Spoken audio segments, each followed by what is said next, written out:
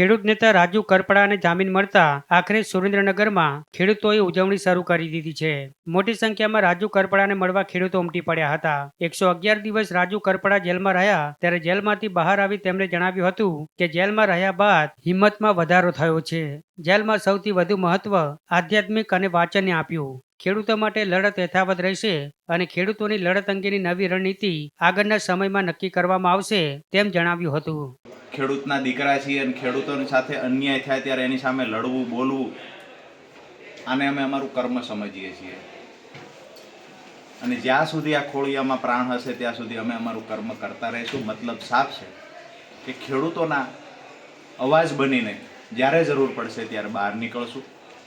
આવનાર સમયમાં પણ જેવી રીતે ભૂતકાળમાં છેલ્લા 8 વર્ષથી ખેડૂતોના હક અધિકાર માટેની કોઈ પણ લડાઈ હોય, પાક વીમાની વાત કરીએ તો ત્યારથી લઈ કમોસમી વરસાદ હોય, અતિવૃષ્ટિ હોય, અનાવૃષ્ટિ હોય કે કંપનીઓ દ્વારા જ્યારે પણ ખેડૂતો પર દાદાગીરી થઈ છે, એની જમીન પડાવવાના પ્રયત્ન થયા છે, તો અમે ખેડૂતોનો અવાજ બનીને બહાર આવ્યા છીએ.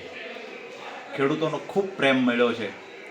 આવનાર સમયમાં પણ ખેડૂતોના મુદ્દે જ્યારે પણ જરૂર પડશે ચોક્કસથી ગુજરાતના કોઈ પણ ખૂણાના ખેડૂતને, કોઈ પણ છેવાડાના ગામડાના ખેડૂત સાથે અન્યાય થશે તો અમે અમારી ટીમ સાથે ખેડૂતોનો અવાજ બનીને લડીશું.